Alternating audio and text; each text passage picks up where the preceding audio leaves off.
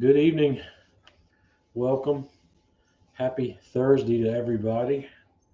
Welcome to the Man Cave. Ryan, glad you could make it with us. Oh boy, it's been an interesting week. Brian, glad you could make it with us. Yeah, I need to mention that. That's a good point. Yeah, we'll talk about that. I forgot about that till you mentioned it. That you're right, because I always make a big deal about grilling season starting on Memorial Day, and you're right. Grilling season ends Monday. Monday's the last day you can grill in North America. Oh my goodness! I guess we got some work to do. Mike, glad you could make it. Andy's here. Brewster, heck yeah, we got some of the regulars in here tonight. It's Thursday. Tanya's upstairs running the show. We're gonna start off like we do every Thursday with a drink. Uh, I'm going to have a little bit of this bonded Jack Daniels. I've talked about this one before. This is a new offering from Jack Daniels that I really like. They've got two new pours at Jack Daniels. They've got this one and a triple mash, and I think both of them are bonded, which really doesn't mean a whole lot other than that they're bottled at 100 proof. And this one I really like. It's as you know, for those of you that have been following me for any time since I started drinking whiskey and bourbon, I like the Jack Daniel's Single Barrel Select a lot. But this bonded Jack Daniel's is pretty good. It's definitely an easy drinker. So, cheers, everybody.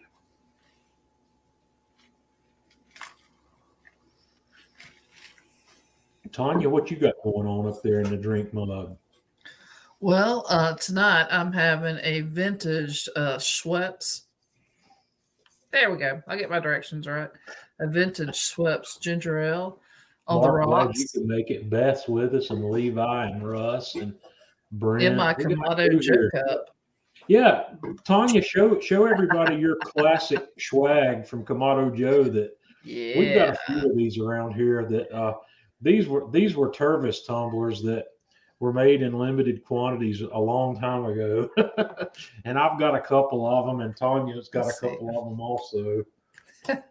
It's got the old school Kamado Joe, the original logo on it, and those were It's kind got of the glare limited. from the Those TV. those are collectible now. So I guess those are collectible. Aaron, glad you could make it. Uh Russ. Yeah. Russ, are you drinking wine tonight? Russ often has a glass of wine, I think, if I remember correctly. Hey, Stephen Hickey's talking about my fine, fancy Yep, Steve, I'm glassware sure here. Steven's got one of those too. Yep. I've got a couple of them down here in the cabinet. I don't use them. I used to use them a good bit, but I'm kind of trying to save them. And for nostalgic purposes, uh, they're neat, and they're. I need to bring. You know what I ought to do is get that Kamado Joe neon clock back here on the wall behind me where it shows up. Yeah, for sure. I That'd should. be awesome. Yeah, And that Russ would. said yes, he is Yeah, having wine tonight. heck yeah.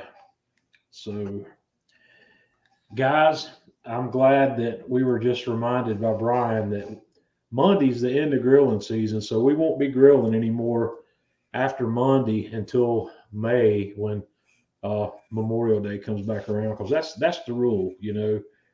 You can't wear white after Labor Day, and you can't fire up your grills after Labor Day.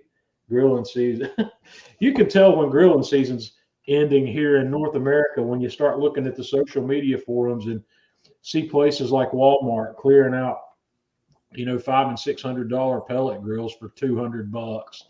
No, unfortunately, the Walmarts in my area never do that. I have never seen any grilling stuff on clearance here in North Carolina. But I don't know, some of you guys, especially those of you up north, I bet they clear them out more in the colder climates than they do in the mid Atlantic states and down south. Yeah, Paul knows.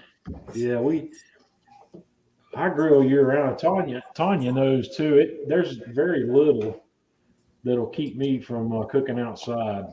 It's I'm set up to where I can basically do all my cooking outside. When you've got a pellet grill and you've got a Kamado Joe, there's nothing you really can't pull off out there. Yeah. Mm.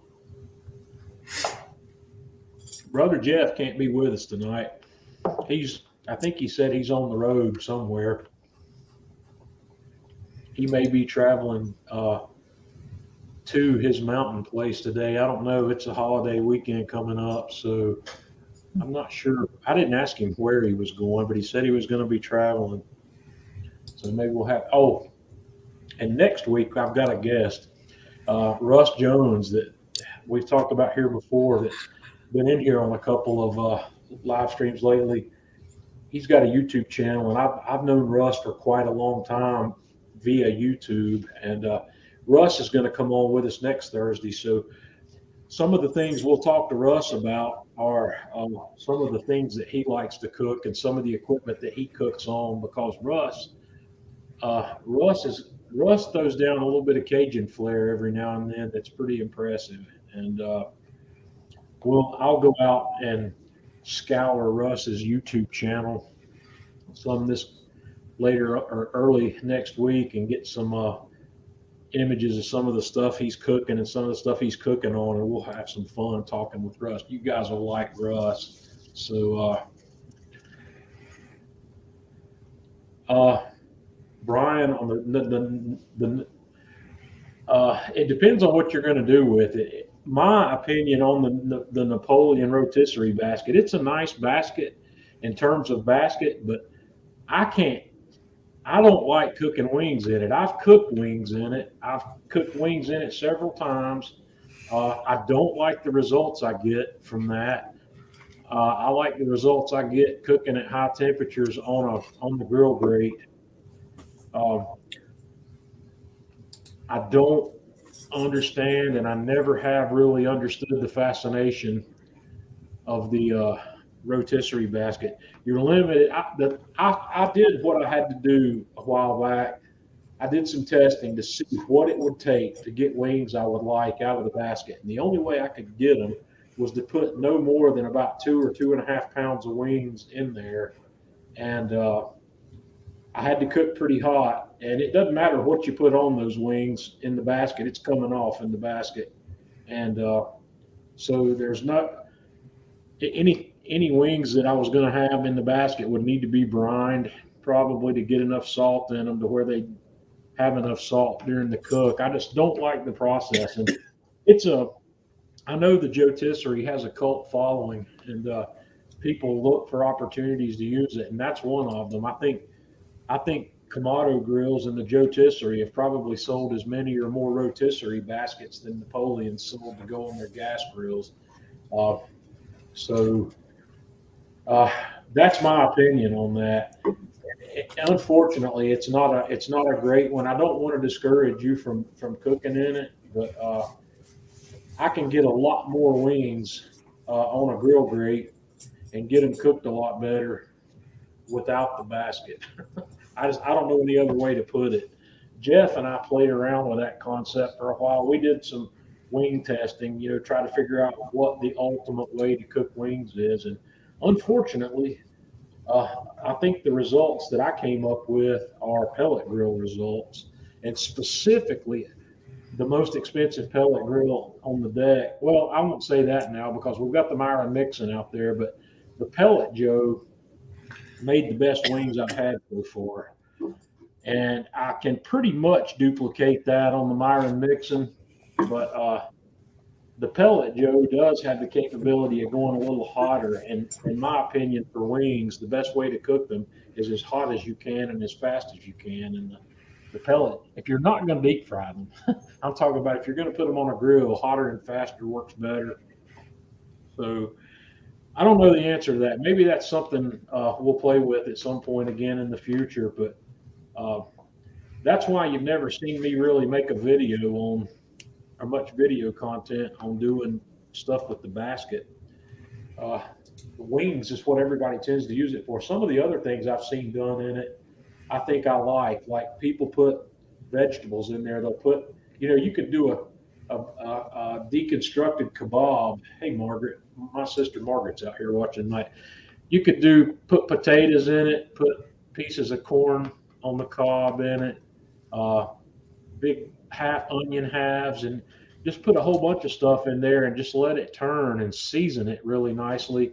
And you can even drizzle olive oil or something on it while it's cooking right through the basket. I think there's a lot of nifty uses for that basket besides wings. So Well, I'm gonna give 2 thumbs up to Carl's idea here.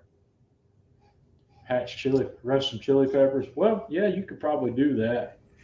Were you roasting them so you could take the skin off and have roasted peppers? The last one of those I did, I took a red bell pepper and roasted it directly over the flame on my outdoor propane burner just until it was solid black. And I tossed it in a paper bag and let it rest in there for 15 minutes or so, and then pulled it out and just wiped the skin right off of it. And I chopped that, and I used it on the sandwich I was making for a video. So, yeah, Brenton, that happens. I don't know if I've seen that. I'm not sure if I've seen that happen with the Napoleon basket. I'm guessing it probably has. Uh, the Napoleon basket, I think, is a little better quality basket than some of the other baskets I've seen. So I think it's less likely to fall open. But if you're concerned about that, you can wire it together. You could just take a simple paper clip or something and run it through there and fix it where it won't. So, oh boy. Would those be like considered cowboy style chicken wings since they went on the charcoal and Oh stuff? yeah.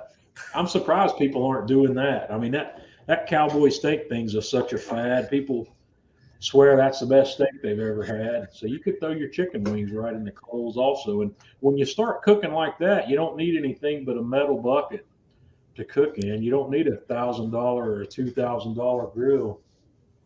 These Barron's brand galvanized buckets that they've got out at the hardware store, you can dump charcoal in them and light it up and throw your food right in there.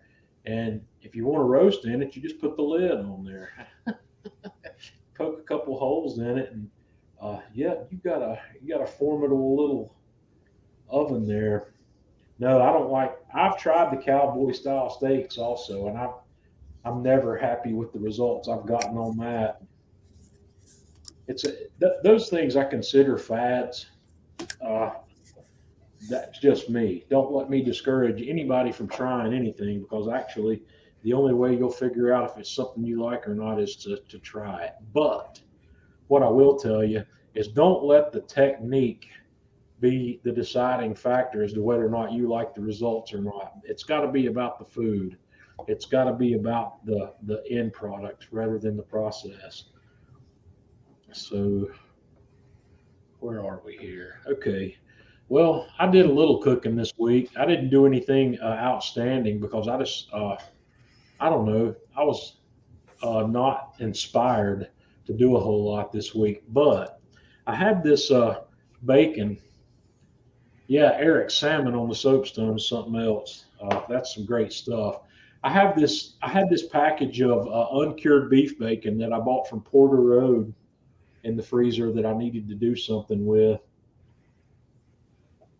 And let me tell you guys something. I've never had beef bacon before.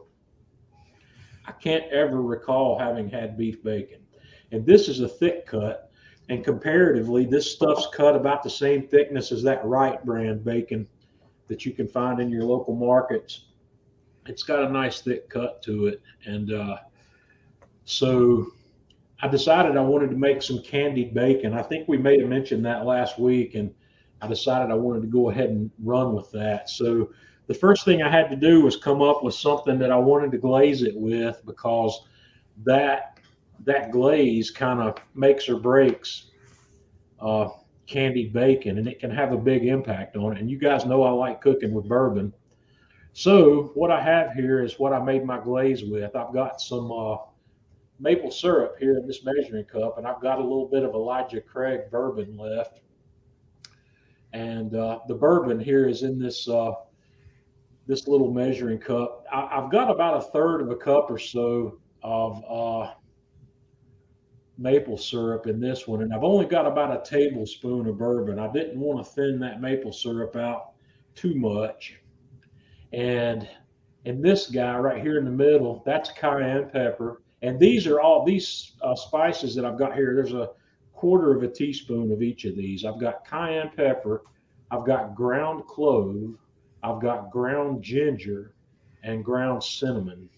So what I did was I just mixed all that together. That's the flavor profile I thought might be really good uh, with this particular project. So I just put that all in a small mixing bowl and put the whisk on it. And this is the bacon. I took the bacon out of the package, put it on my little rack on my half sheet pan, and then I basted both sides of the bacon with this glaze and put it on the bark. I had the bark running at about 375.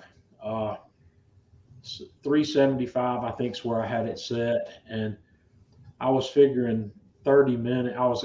My guess was it was going to take me 30 minutes to cook this the way I like it. I wanted this to be crisp. I didn't want it to be soft at all. So I took it ended up taking me about 40 minutes. This is at about the 30-minute mark right here. This is what it looked like. And then here we are at about the 40-minute mark. And I was pretty happy with what I had there. So I took it off and let it cool. And that is candied bacon. And candied bacon's got so many different uses. You can you can eat it straight. You can eat it right off the plate like that. And it's this beef bacon. I cooked it enough that it had a pretty good texture. It would come apart pretty easily. Um, but a lot of times, a lot of people like to chop this stuff up, and you can sprinkle it on a salad.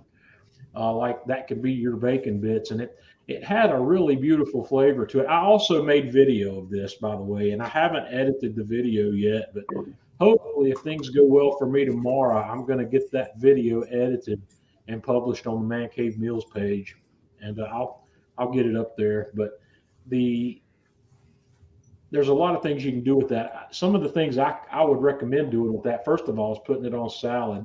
A lot of people like to put that on ice cream. They'll sprinkle candied bacon on ice cream, or you can even chop that up and put it in a cookie dough, make it in a cookie batter. Uh, there's just a lot of things you can do with it. And Brenton, I really liked it. I don't know how to. I don't have a great comparison with it for pork bacon because I didn't cook it the same way I typically. What I should have done was saved a couple of slices of that and cooked it side by side with some pork bacon so I could find the taste difference. There is a taste difference, and I could taste the underlying difference. Uh, and I don't really know how to describe it because that flavor was being influenced by the flavor that I put on there with that bourbon and maple glaze and those spices. Those spices brought a really intriguing flavor to that. So it's really hard for me to draw a comparison based on that cook. But next time I order from Porter Road, I'll get another pack of that. I don't remember what I paid for it, I'd tell you, but it was really good. Like anything else I bought from Porter Road, it's all really good stuff. So today it is Brent. If you're going to order from Porter Road, I'd suggest throwing a pack of that in there and giving it a try. Today I decided we were going to make pretzels, and I was in a little bit of a hurry, but what I did, and unfortunately I forgot to take photos. I made video of this also, so maybe next week we'll have this video up. I wanted to make some beer pretzels, but I also wanted to make a spicy beer cheese dip to go with them. So what I did was I used the pretzel recipe that I've had in the past. So I've used this same recipe of mine several times now, but today instead of using water, I used beer. I had a couple of bottles of Bell's Oberon, which is their summer wheat that I needed to get rid of, and I used that in the pretzel dough and in the beer cheese. So I mixed my dough, and that's the beer that I used, and I let that dough work in the KitchenAid for probably 12 minutes until it was pulling off pretty clean. And then I put it in a mixing bowl and covered that guy up and let it rise at room temperature for about an hour to let that double up. And then while that was rising, I decided to go ahead and make my spicy beer cheese sauce. So these are the ingredients sitting here that I'm using in that. I've got butter, and what's not in the picture here is the flour, because this starts out with as a roux. And so I melted the butter, and while I was melting the butter, I took 2 jalapeno peppers off of my plant outside and diced them up kind of finely, and I put them in there with the butter and let them cook as the butter was melting and coming to a sizzle. Then I put my flour in there to get my roux, and then I put the beer in. This has got a half a cup of beer and a cup of whole milk, and I mixed that up. I made the roux really thick with the beer, and then I finished it off with the milk. And then we put in a dash of Worcestershire sauce, a little yellow mustard, and then cheese. And here's what the butter, here's what it looks like with the butter and the jalapeno peppers in there. And this is beyond this. I should have taken a couple extra pictures, but this is after I put the milk in, and I'm working on thinning out the roux that we made with the milk. And here it is at the end with the cheese and everything in it. So at this point, I just set my stovetop burner on low, and I put the lid on this, and I kept it warm until we were done, because I wanted that.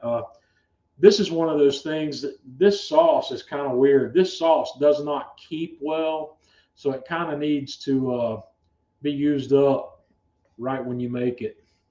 But keeping it over the heat allows those flavors to continue to develop, which is what I did. Today, I didn't take the time and the energy to make really nice looking pretzels.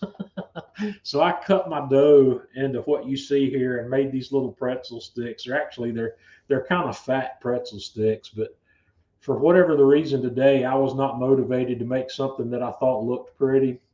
So I shaped these guys into what you see here, and then I covered them up with a towel and let them rise for another 20 minutes or so while I heated up my soda water. And what I've got here is about 8 cups of water and about 2 tablespoons of baking soda. And this water is below boiling. It's at about 185 or 190 degrees. And you give these guys a bath in that for about a minute. And then you put them off on a rack to let them kind of dry off a little bit.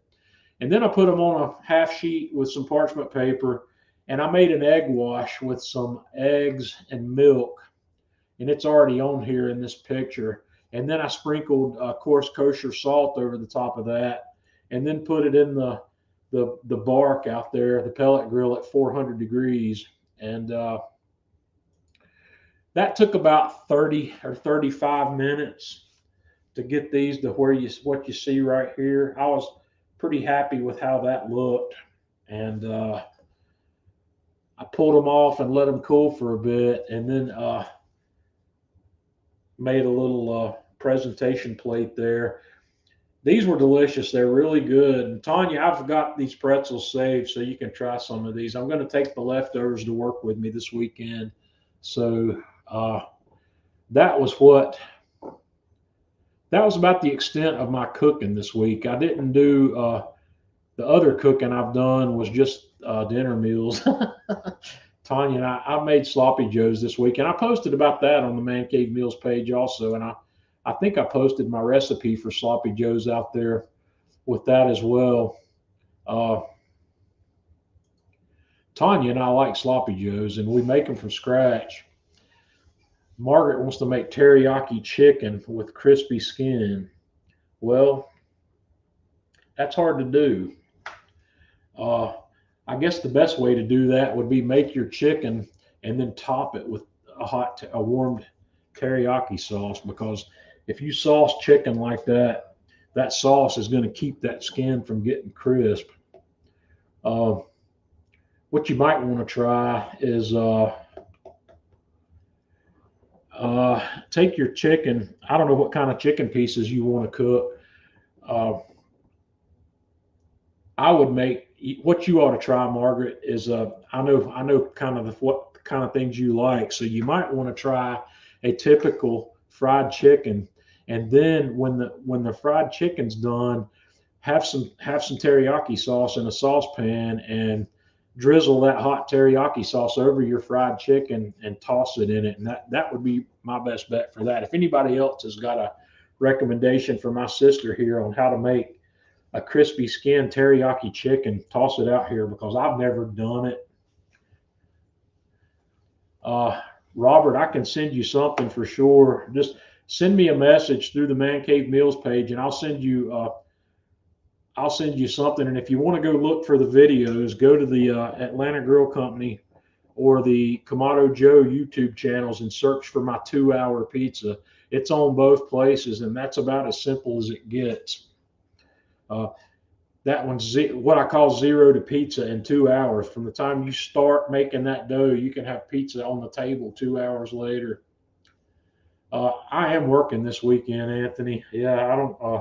I'm not going to get to do a bunch of fun. I work every weekend, and I am not allowed to take weekends off that are holiday weekends unless there's an extenuating circumstance. As hot as you, Brewster, as hot as you can get it. Go 450. 450. That's where I like mine. That's where I do mine.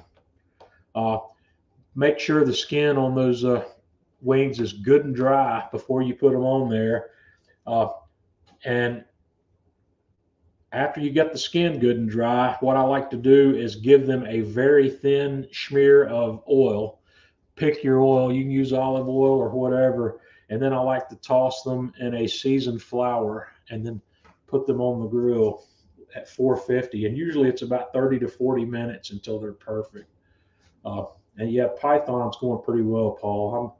I'm head first into Python right now, and making some progress. So you might see some results from that before too terribly long.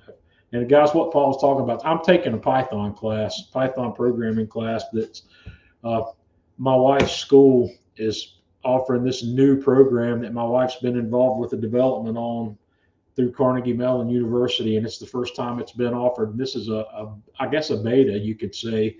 And there's me and 30 plus other students in this class, so it's going pretty well. We're 3 weeks into it now, so I'm having a good time.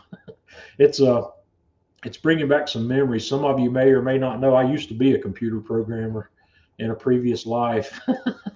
So writing code's not something that's foreign to me, but I'm not experienced with Python. Python's a lot like C, which is what I was using, but it's a lot different from C in a lot of other places. So I'm basically learning a new syntax to do things I'm already familiar with how to do.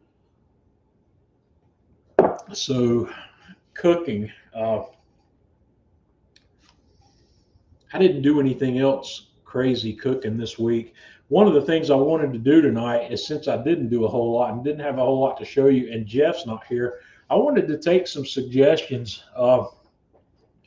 If I have decided I'm gonna continue to make some video content on Man Cave Meals. I don't know how regularly I'm gonna do that. I don't know if I'll do it weekly. I'm not gonna commit to it. Uh, but we'll see. We'll see how things go. And I was telling Tanya this week, I said, I feel really weird not making video. And it is time consuming though. And it's a lot of work. And I told Tanya earlier this week, I said, I'm going to make some video. I said, I just feel weird not doing it. It's a big, a big hole in my week, not having to make some video content. So I made 2 videos this week, and I haven't edited either one of them yet. So if there's something you'd like to see, let me hear it. You know, if one of the things I think I would like to do is I would like to create a new series of videos that's something similar to what I did on Man Cave Meals a long time ago. I made what I called a backyard barbecue basics, where I did basic things like pork butt, and I keep talking about I've got 2 methods for pork butts that are perfect every time, and you know when the meat's going to be done, you know when it's going to be ready to serve, and I'm thinking about maybe starting out by doing those, and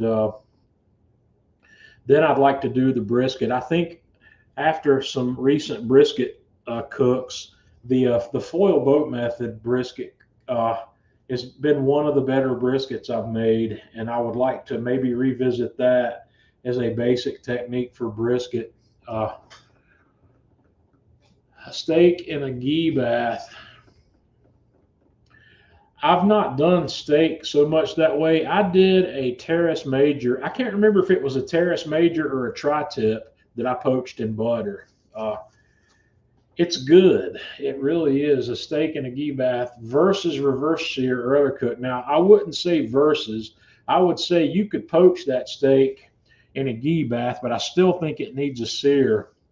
And whether you want to sear it before or after you do the poach is up to you. But I don't. I'm not going to say you have to have a sear. There's no law that says you have to sear the outside of a steak.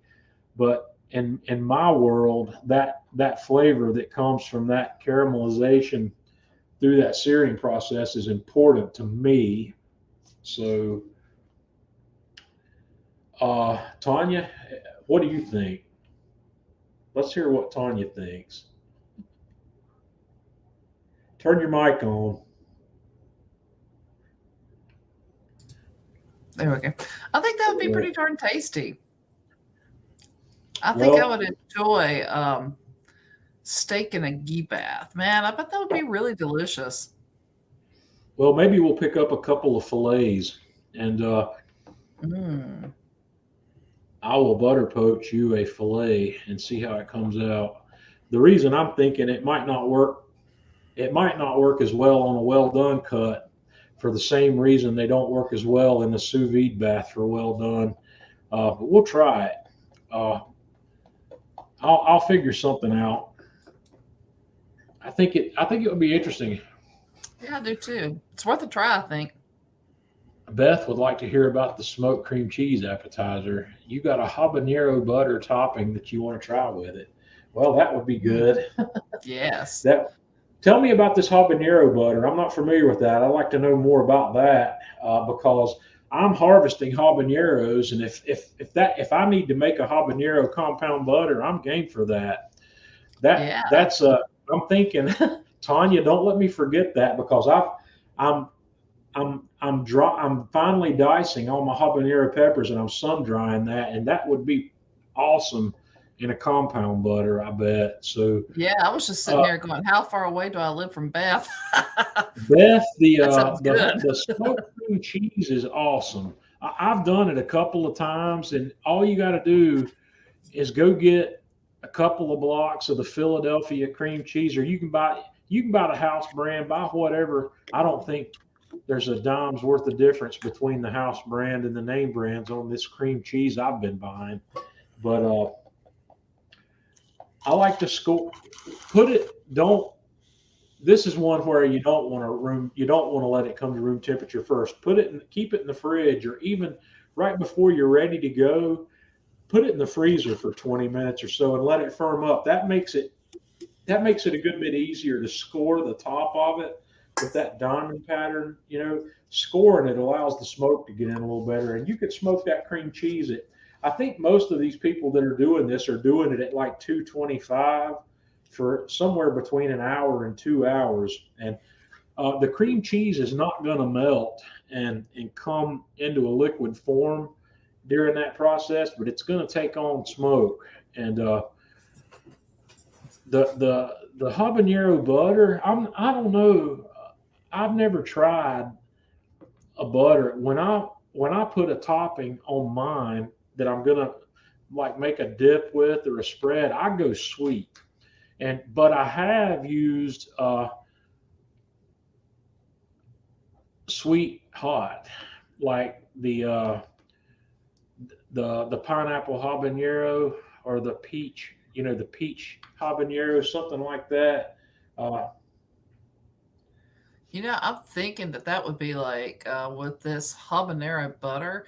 Oh, she says it's like an apple butter. It's hot and sweet. Yeah. okay, Maybe chuck in some mango. I Boy. want to find out more about that product, Tanya. Tanya, we Mhm. need to look that up, and maybe I can get Beth to send me a link to what it is she has because apple butter is a different. It's not just butter. That is a sweet thing, and it would be good. I don't have any doubt in my mind that would be good. And habaneros are peppers that I can actually handle in moderation. We've got ghost peppers growing here this year also. Uh, Roll the cream cheese. I don't know what he's talking about, Tom. I'm not sure what you mean by roll it. I He's don't. What I joking. do, I leave it in the block shape that it comes in, and I just diamond score the top of it with a knife, and I go in about a half an inch. I go fairly deep with the score, and oh, I think I know what he's talking about now. Okay, see, yeah, Sorry. no, it makes the paper soggy when you do that, Tom. Sorry about that. I didn't know what you were talking about. So yeah, uh, Margaret says hot honey, and yeah, hot honey would be good on that. Mm-hmm. I For currently sure. don't have any hot honey, but I've got plenty of regular honey, and I can make it into hot honey just by adding some. We can add cayenne pepper to that. But yeah, find sweet glazes that you like, or find you can make sweet and hot. Go, Tanya. You know that passion fruit stuff that my mom likes, Pineapple passion fruit. pineapple passion fruit. We could put that jam. We could spice that jam up, and it would be awesome Mhm. That would be on good. smoked cream cheese also. Ooh, oh, and then I just had like this total. So we got that in there and we spice it up and then we sprinkle on some of that candied bacon. Okay, Beth, you've given me my first thing that I'm going to do out of this conversation. We're going to do smoked cream cheese and Anurag. I don't. Anurag's not with us tonight. Anurag's teaching, guys. Anurag has now on the left coast instead of the right coast, and he's about 3 hours behind us.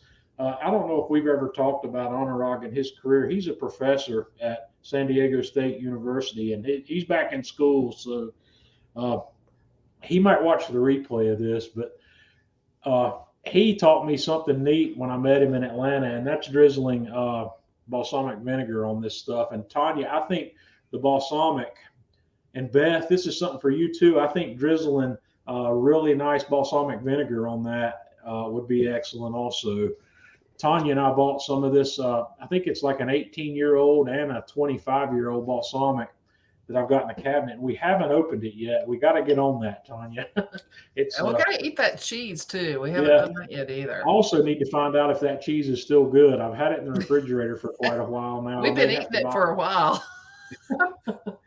Going to eat it for a while, but yeah. Yeah. So maybe next week I'll do some smoked cream cheese and Hmm. I'll figure out what it is Beth's got, and maybe if I can find some of that, or if it's something I can make, maybe I'll make it because I have an abundance of jalapeno peppers right now. I've got two jalapeno plants outside that are producing a lot of peppers. The peppers that are coming off of it aren't very big, but there's a lot of them, and I don't want to waste any of it. So I've been dicing them and letting them sun dry, and I'm throwing them in a jar where you can. These things actually, if you need to rehydrate them, they rehydrate very nicely. Or you can just throw dehydrated ones in something else and let them absorb some moisture from whatever you're cooking them in, and it brings a really good flavor. But I'm doing the same thing with habanero and the ghost peppers. You drizzle after the smoke. Yes. If you're going to put whatever you're going to top that cream cheese with goes on after you've smoked it. And you whatever you're going to drizzle on, I guess it also depends on how you're going to serve it. If you're going to serve this as like a dip where people can come by with a knife and smear a little bit off and put it on their cracker, you might want to warm whatever you're putting on it. Don't I wouldn't put something cold on the smoked cream cheese. Now this smoked cream cheese, you don't have to keep it hot. It'll be good for the duration of whatever event you're going to serve it at, but I don't think I would put something cold on top of it. So if you're going to drizzle something on there that's cold, put it on there before you take it off the smoker and let it have a chance to warm up. That would be my recommendation for that. And I did smoked cream cheese video. I think my smoked cream cheese video is on the Atlanta Grill Company channel, but that's something I need to add to the Man Cave Meals channel. So maybe that'll be something we'll put together next week, Tanya. And maybe I could look at another smoked brie as well for the same reason. Oh, yeah.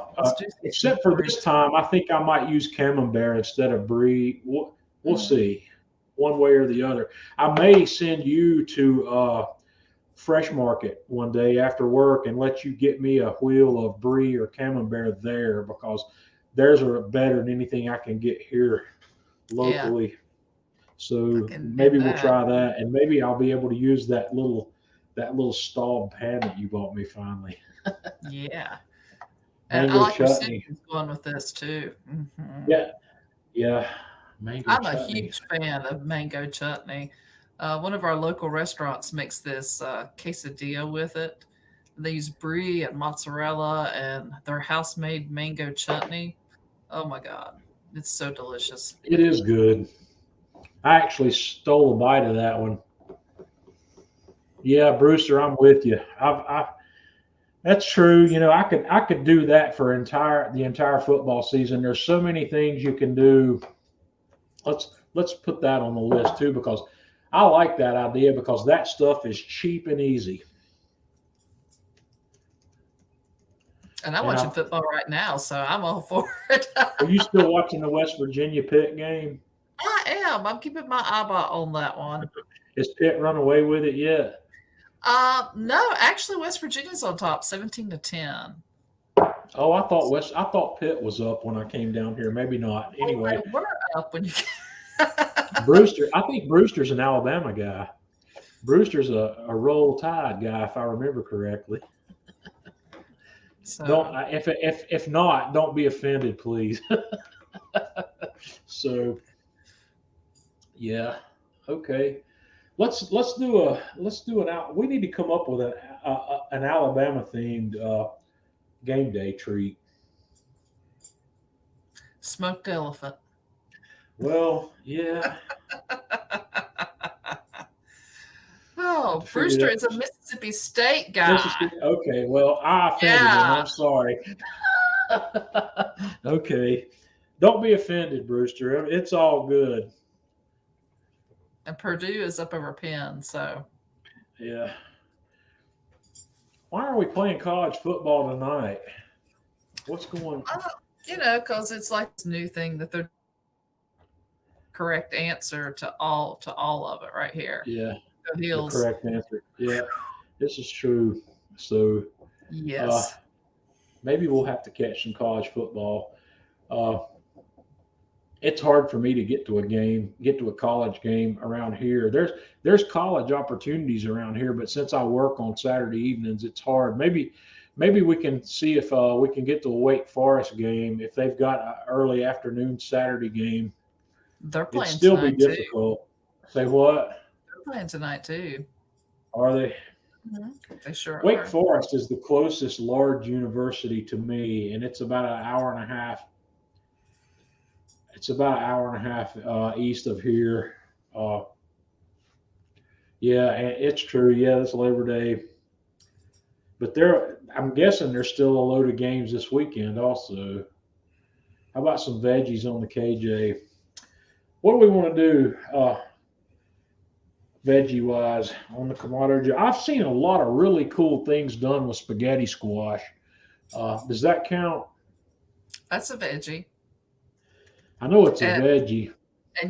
like if you wanted to do that ratatouille again, that Well, I was just thinking about that because that ratatouille I did was really good. And after I made that one, I kept telling myself I need to do it again because I can improve upon that one.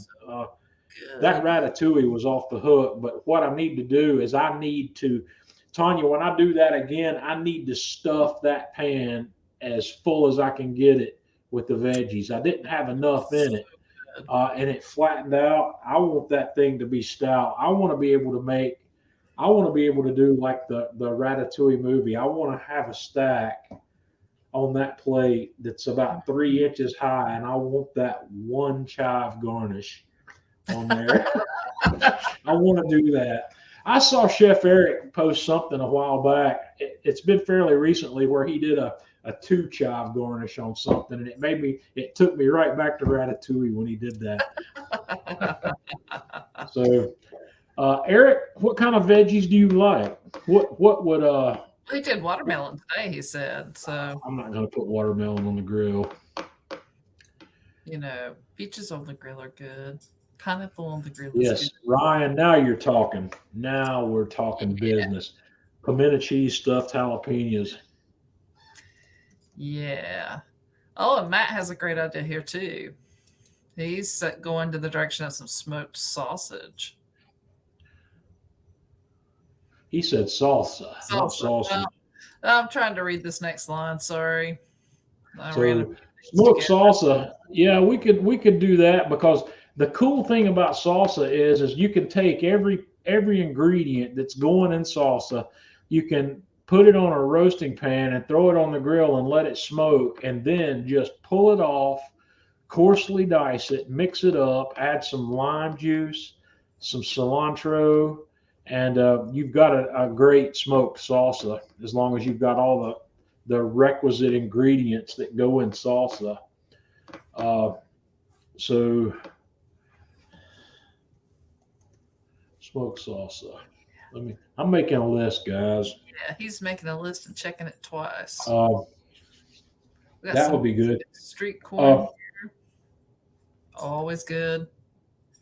okay, I've done that before, but one of the things, Chris, that I want to do that I've been seeing, I want to do these things that they're calling corn ribs. Have you seen that? I've seen that. Uh, Basically what they're doing is they're taking a full ear of corn and they're cutting it into quarters and they're Hmm. treating it kind of like Mexican street corn, and they're slathering it up with all this goodness and throwing it on the grill, and then you eat the whole thing. It uh, it looked pretty good, and I might experiment with that because I've done corn on the cob so many different ways. Chris, do a Google search on corn ribs and Oh, good. see what you think about that, and let me know because I think that's something that would be fun, and I think it'd be really tasty. And I hate to admit it, but the reason I've seen this is because I've seen it on TikTok. It's something I've seen on TikTok quite a few times, and I think it would be fun to do. And in fact, I think I've probably saved a few TikTok videos that I've seen on that for reference because it looked really good. Maybe we And should do a series. I saw it on TikTok. that'd be cool. you know? I am inspired. I've been inspired already multiple times by stuff I've seen on TikTok. And the great thing about those is they're quick and dirty. I don't need the full video. I just need the inspiration. That's one of the things I'm kind of proud of at this point. I cook well enough that I don't have to have the recipe to be able to take the idea and make something great with it. And that's what I hope all of you are working towards also. And the whiskey and whiskey. I like Mhm. cooking with whiskey and bourbon. I do. Where are we? Tom says John Tommy gets really inspired. does. Yeah, I do. I see a lot of stuff that inspires me. I talked to Chef Eric last week, and Chef said he'd like to come on again sometime soon, also. So maybe we'll get. He says, "Hey Grill, hey does corn ribs." Okay, I'll check hers because she's incredible. I haven't spent a lot of time watching her stuff, but I've seen some of it, and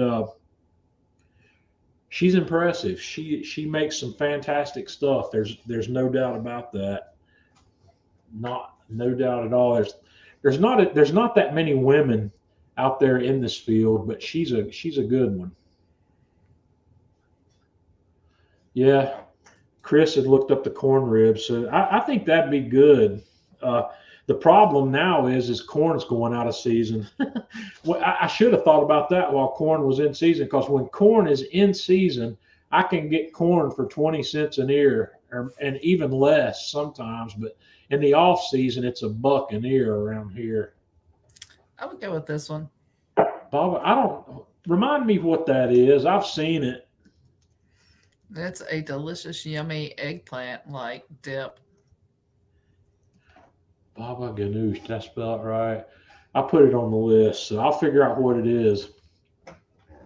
Uh, there's somebody, what's that guy's name that's on YouTube that's got like 70 million followers that I know. I think he's Jewish, and he's gonna have that. That's gonna be in his I can't think of his name. I have to look. I'm not subscribed to him. I'll have to look him up. Eggplant lemon juice tahini. Mm, I'm not putting that one on my list. It'd be good. You don't know what you're Eggplant. Okay, what we've done in the past here, I've challenged myself to find a way to like some things that I traditionally don't like. And eggplant is one of those things that traditionally does not inspire me. So let's figure out, Tanya, some eggplant stuff. eggplant. Let's figure out. Let's do a man cave eggplant project.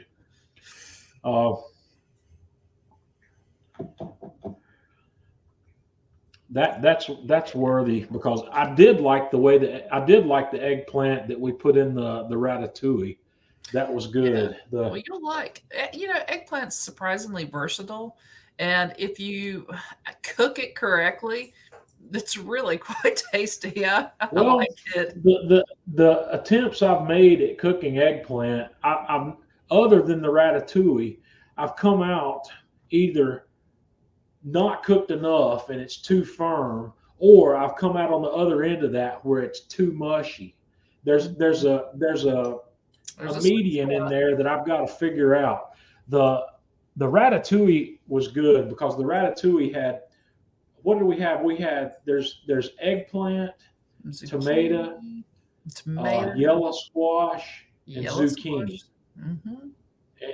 Was that all that we had in the ratatouille? Well, I think we had some onions in there. Do we have onion in it also? Yeah. I can't remember what all we put in it now, but I did make the sauce. I could not do that one without making a really good homemade tomato sauce for it. Yep, I like ratatouille.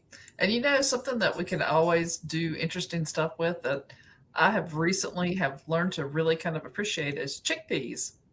So maybe we could do some roasted chickpeas for snack. Well, let's make some smoked hummus. Smoked hummus? So, well, we can try it. I have not made hummus before, but I think hummus makes great dips, because hummus is one of those things that's like a flavor carrier.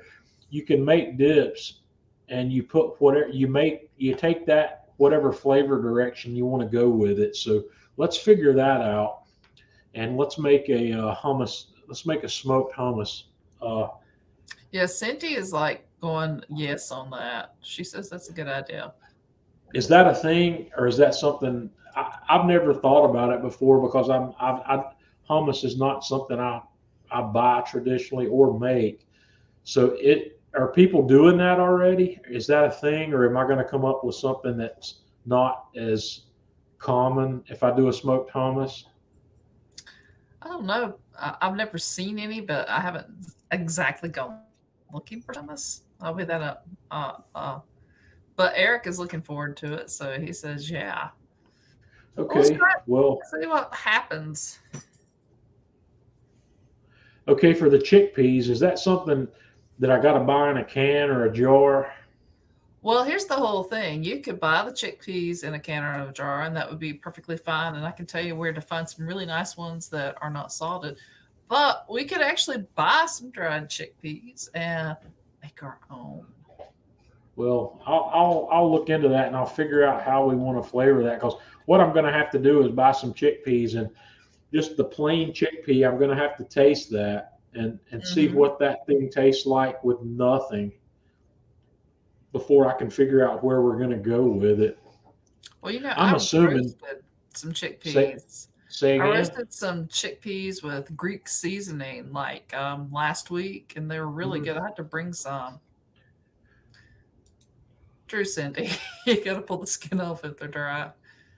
Yeah, we'll get some in a jar or in a can then, and I'm assuming I can drain off any liquid that's there. And Just give them a good, give it a shake to the colander. Yeah. uh, okay, well we can figure out how to smoke that and figure out uh, we can figure out a man cave hummus, which could potentially also include a habanero pepper It could. or jalapeno pepper and sun dried tomato, Oh, I love sun-dried tomatoes. uh, Those things are flavor bombs. garlic confit. Hmm.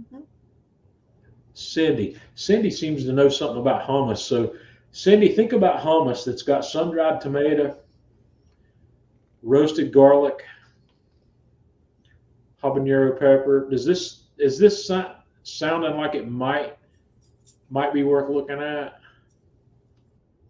I think they're good. Yeah, Cindy is definitely going roasted garlic. That always makes it delicious.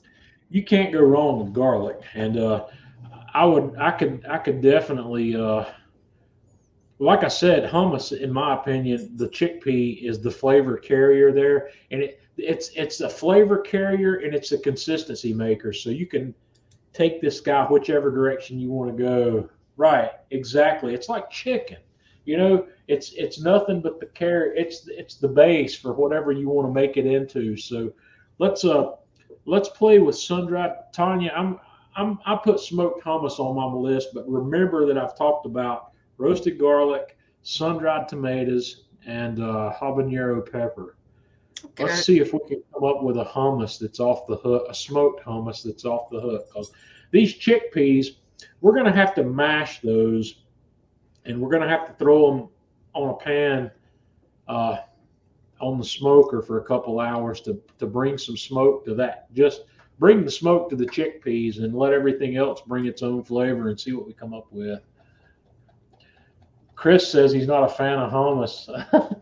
Seems like we're going to Flavor Town. It's amazing, Chris, sometimes how just the flavor can make you want to try something you didn't think you'd like. Yeah. Cindy's done. You don't need to Cindy mash. says you don't have to mash it. Okay. Well, I'll take Cindy's word for it because I don't know. I'm not afraid to admit I'm I've not. never made it myself. I mean, I've bought it and had it a couple times. So that sounds like a good idea. So and hummus. What are other uses of hummus besides a dip? Something you'd smear on a cracker. What else do you do with hummus?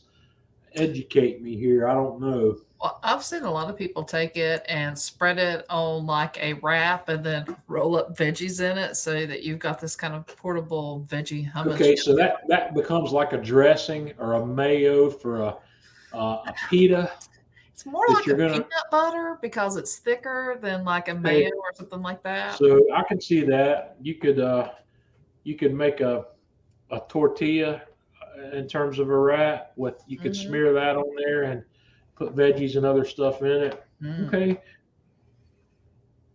all And right. Sydney's like, yeah, and put it in some pita bread. Oh Yeah. yeah, have some Okay. nice pita bread toasted up. I'm starting to dig the idea of smoked hummus. That sounds good. Uh, that's definitely going to make the cut. And I love, like I said, I think it was who was it, Brewster, that made the suggestion of going game day stuff. This is going Yeah, to I make the believe game so. day because Yeah. we can do this. We can string out the game day stuff all the way into January. So, oh boy. Uh, Yeah. I'm keen on the idea of smoked hummus now. We'll have to check it out and see what we think. Smoked cream Don't cheese. forget the because that's awesome. Don't forget the what? The baba ganoush. The baba ganoush. Okay, I'll have to Mhm. figure that out. But I can't remember that guy's name. That's bugging me now that I can't remember the guy's YouTube. It'll come to you. What's his name? Binging with Babish. This guy right here. This guy's probably got. This guy's probably got this. Mm-hmm. He's got 9.8 million subscribers, and I didn't know who this guy was until he appeared on a video with one of the guys that I do follow. This Joshua Weissman that I follow religiously on Facebook did a video with this guy, and it was on some incredible chocolate chip cookies. Mm-hmm. So I remember that one.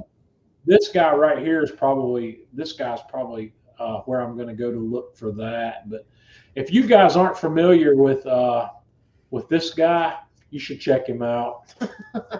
And like I said, the inspirations that I have from YouTube are not barbecue people. Now, don't take that the wrong way. There are some barbecue people that I follow fairly religiously, but I get more inspiration in my cooking game from people who aren't barbecue. So, and maybe I need to follow that guy. I don't know. I tend to. I don't know. I don't know how to put that. I'll look at his stuff, but he's likely to have that. And I So got what else, guys? another really fun thing you can do with chickpeas. What's that? How about some chocolate chip cookies?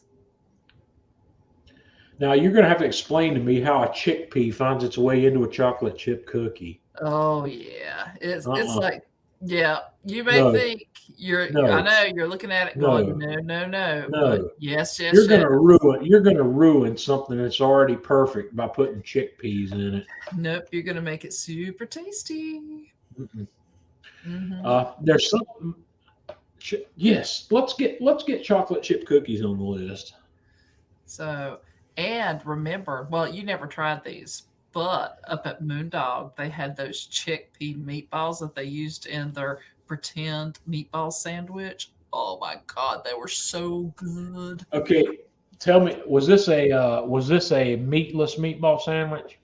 Well, yeah, because it was made with chickpeas. Okay, so a chickpea meatball. It's delicious. Mm, I'm No, more likely. seriously, it's delicious. Look there, Bartlow's barbecues with us tonight. I'm gonna have him. I want to bring him back on. You got to come back on with me again sometime. Uh, and one of the things that I'm not sure I realized as much. I knew he was on TikTok, but he's got a crazy following on TikTok, and I follow him on TikTok. He's got so yeah, we'll bring him back too. Yeah. Glad you could make it on here with us tonight. We'll bring you back too, and I'd like to talk. Remind me when I invite you back on that I want to specifically talk about TikTok. I have decided I'm not gonna pursue TikTok, but Tanya, when I lay in bed at night before I go to sleep, Tanya, what is my a lullaby every night? It's TikTok, right? It's TikTok. It I, is I TikTok. watch TikToks. Tanya reads something that's really educational and informative, or some great novel, and I'm watching TikToks. That shows you the disconnect between intellects in this marriage right here. Well, sometimes they're really good, and I look over and watch them too. I just pretend to Yeah, read. well, uh, we'll definitely bring him back. He's been Yeah. on with us once before. Falafel. Falafel. Your I'm more chickpeas. likely to pursue a black bean meatball than I am a chickpea meatball, but we'll Dude, I'm see. telling you, the chickpea, we just need to go do research. I will sacrifice, and we should go up to Moondog and get the meatball that they have. It is Guys, she's talking about a pizza, a local pizzeria that's right up the road here. It's really, really good. It's called Moondog Pizza, and I'm not aware of this chickpea meatball sub they have, but maybe we'll well, go up there. you remember the original owners, the young guy and girl that were kind of hippy Yeah. dippy? So Hmm. their parents were vegetarians, and they were raised completely vegetarian. So some of their menu is a vegetarian item. Right. Like they've got this. I'm trying to remember what they call it on the menu. It's got some weird name on the menu, but they were brought up eating it called Happy Tuna. So I think it's like a um, veggie tuna salad. Right. Well, I think they I call them don't moon know. puffs or something like that. But They all I know is they those are make New York style pizzas there that are really top notch. Let speaking of that, I want to keep pizza on my radar also. I might just one of the things I would like to do is the Neapolitan style pizzas are great and everything. I'm a fan. I like Neapolitan style pizzas, but I would like to up my game in the New York style pizza world.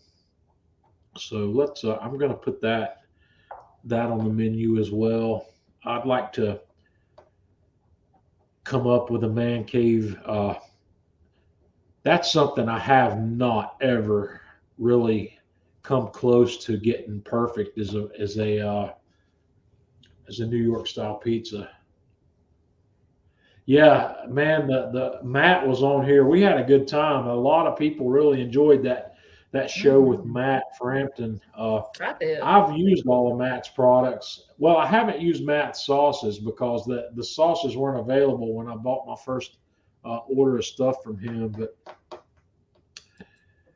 yeah, Matt's inspiring. Matt's got a lot of great stuff with pizza. And when we had Matt on, he talked about the Halo pizza oven, and I'm still really interested in that.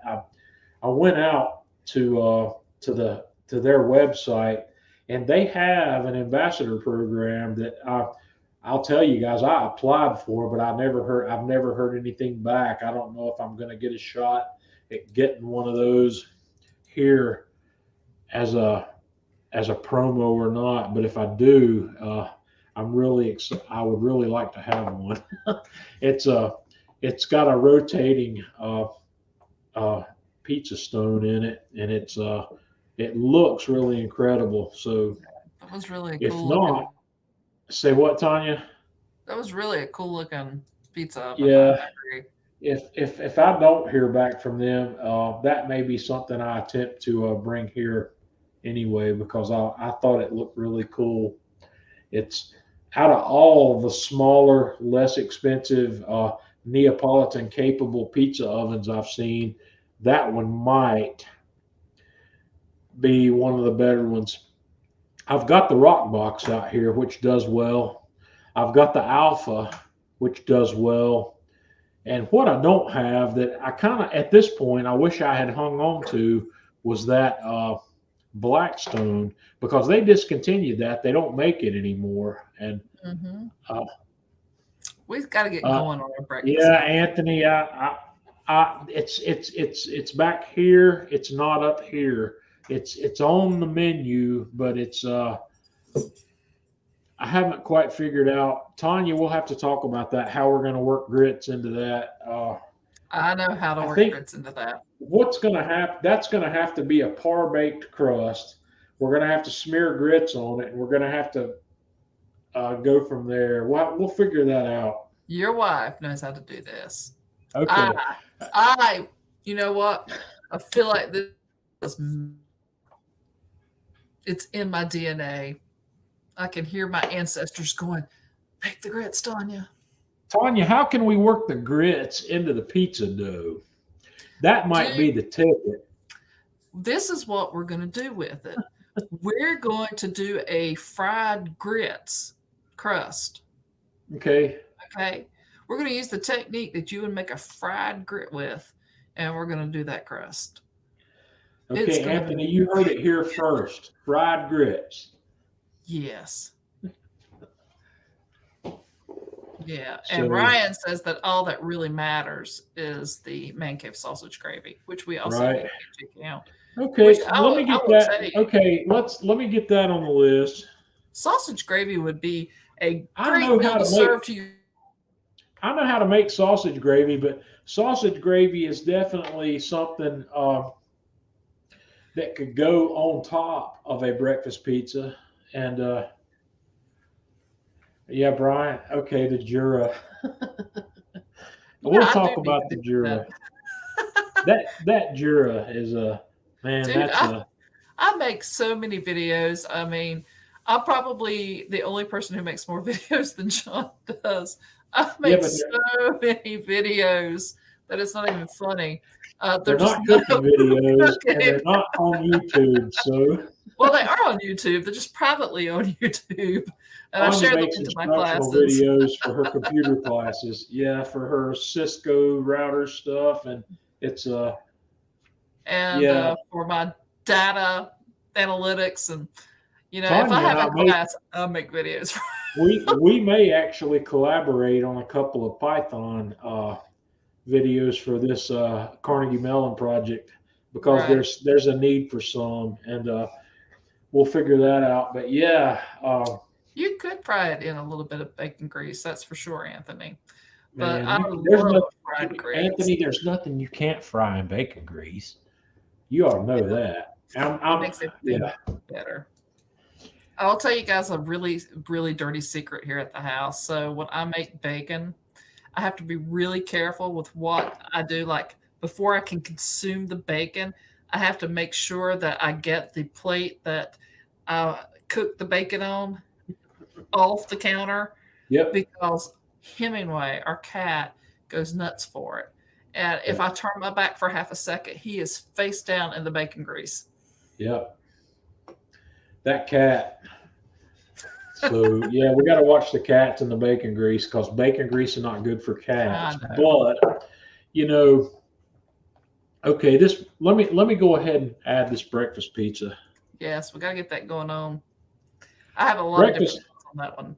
We may do breakfast pizza. two. Tanya, what I need to do on the breakfast pizzas that you remember that incredible lunchroom pizza that you made? Yes. I need that crust for breakfast pizza. So figure out where that recipe came from and hook me up with that because that's going to be where we need either that or I did a Kamado Joe video quite some time ago of the Bisquick pizza dough. Mm-hmm. It was a 2 ingredient pizza dough. I think it was Bisquick and Greek yogurt, and Yeah.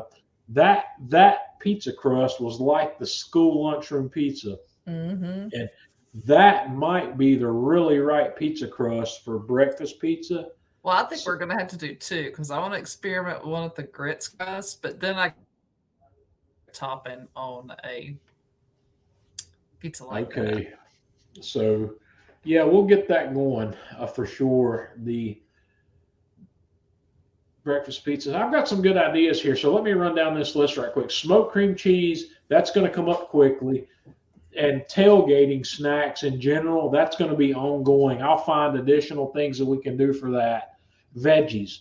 I want to find on veggies specifically, I want to look at eggplant. Stuffed jalapenos, no problem. Smoked salsa, I think that's a good idea. Corn ribs, we're going to get that done. Baba ganoush, I'm going to figure out what that is. I thought it's an eggplant dip. Okay, and then we'll figure it out. Eggplant, and so eggplant's already been mentioned. Smoked hummus, Cindy, we're going to do the smoked hummus.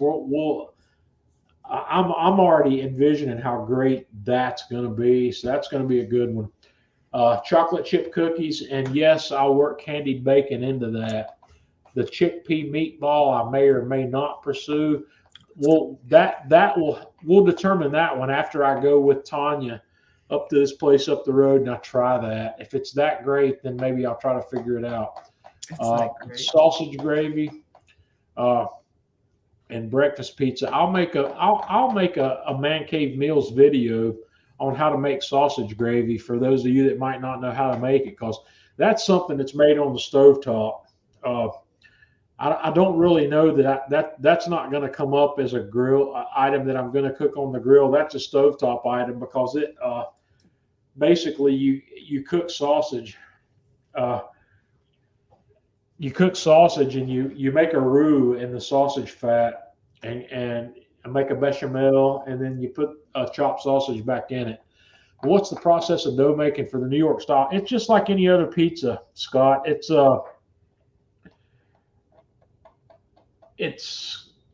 the ingredients. I'm trying to remember. New York style pizza has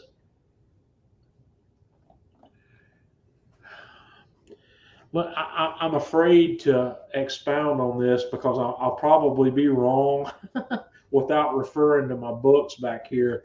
But the New York style pizza is it's not designed to cook at 900 degrees like a Neapolitan. Most of your typical New York pizzas are cooked in the 550 to 600 degree range, and it's got some ingredients in it that are sweet that would typically scorch at higher temperatures. There's a little bit of sugar in that New York style pizza dough. So I've got this great set of books, this modernist pizza, and when I get ready to do New York, I'm gonna go to that book and that book set, and we'll go New York style from there. So what did I miss that Ryan said there? But the sausage gravy is so simple to make, but so good. Yeah, So it is. It's easy to make. You just got to cook your sausage, and you're going to make a roux out of that sausage with the sausage fat that's rendered from cooking the sausage is going to be what you mix your flour with, and then you're going to put your milk in there and make the bechamel, and then you're going to put the sausage back in it, and then you've got a sausage gravy. There's not a whole lot more to it than that until you start thinking about adding some specialties like a little cayenne pepper, maybe even a little Worcestershire to that. So, yeah, sausage gravy is art, and I've not made sausage gravy that many times, and in fact, the last time I made it for Tanya, and there was something that she didn't like about it. A pepperoni pizza dip. That sounds good. I'm not sure exactly what Ryan's talking about. Tell me about that.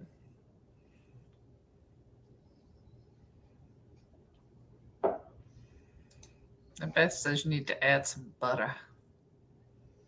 Yeah, you do. You will have to add some fat to that because you won't get enough fat out of the sausage you're cooking to do that. That's true. And butter, you could add butter. Ryan said you could add any reserved bacon grease that you might have saved as well. But butter's good. You can't go wrong with butter as a fat. In my case, I would add ghee because it's just ghee is pure fat. It doesn't have the water in it that butter has. So Ryan says he'll send me the details on that. I'm interested in seeing that. So, all right, guys, we're running along as we do this every week. We ought to just plan this to be an hour and a half because that's where we end up. But I'm ready to shut down because I'm tired. And Hemingway just said that you need to get up here and give him some AKE. Okay. Yeah, my cats are ready for their bedtime treats. So, guys, I appreciate you hanging out with me. Next week, we're going to have Russ Jones. Be sure and tune in. You're going to love Russ. The guy's crazy fun. So, all right, until next week, y'all have a good evening.